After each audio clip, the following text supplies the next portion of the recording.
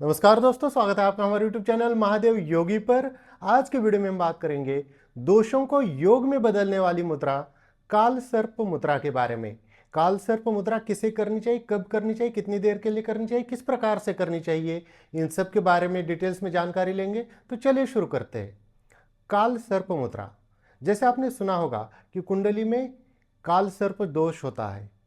तो जिनके भी कुंडली में काल सर्प दोष है, वह भी अगर इस मुद्रा का अभ्यास करते हैं तो वह दोष, उस दोष का प्रभाव कम हो जाता है, वह दोष दूर हो जाता है। जिनके कुंडली में किसी प्रकार का दोष नहीं है लेकिन उनके कोई भी काम अच्छे से हो नहीं पाते हैं, किसी भी कार्य में बाधा उत्पन्न होती है, वह भी लोग अगर काल सर्प मुद्रा का अभ्यास करते हैं तो जो दोष है वो योग में परिवर्तित हो जाएंगे।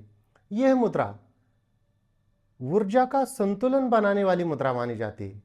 तो एनर्जी को चैनलाइज करने में सबसे उत्तम मुद्रा मानी जाती है काल सर्प मुद्रा। सभी प्रकार के दोष, सभी प्रकार की अड़चने दूर करने वाली मुद्रा है काल सर्प मुद्रा।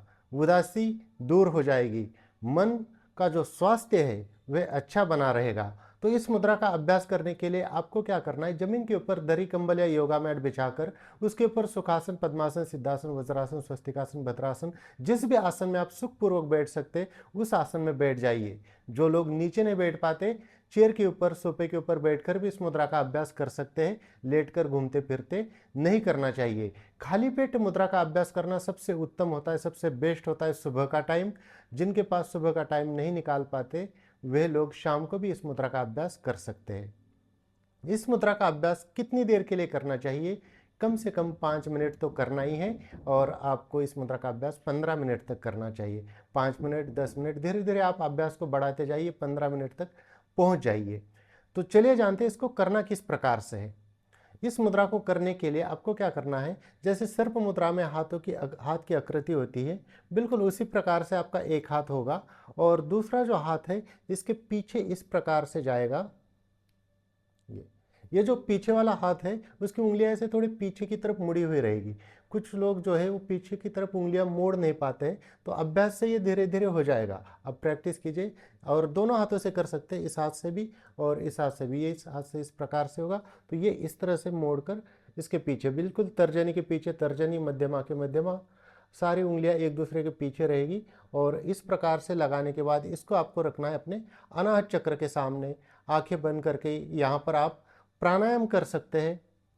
पूरक यानी कि सांस को अंदर भरना, कुंभक यानी कि सांस को अंदर रोकना, रेचक यानी कि सांस को धीरे धीरे बाहर निकालना। सांस को जब आप डीप भरेंगे तो यथाशक्ति होल्ड कीजिए और धीरे धीरे बाहर निकालिए।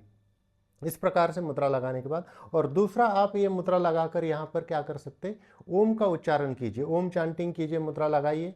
अब बिल्कुल ऐसे मुद्रा लगाने के बाद अपने अनाहत चक्र के सामने रखकर ओम का उच्चारण कीजिए या ओम नमः शिवाय का उच्चारण कर लीजिए। इसमें दोनों में से किसी भी एक का उच्चारण करेंगे तो बहुत ही इफेक्टिव हो जाती है काल सर्प मुद्रा। तो दोस्तों ये थी कुछ जानकारी काल सर्प मुद्रा के बारे में। इसी प्रकार से और जानकारी के लिए हमारे चैनल को सब्सक्राइब कीजिए, इस वीडियो को लाइक कीजिए, अपने दोस्तों के साथ शेयर कीजिए।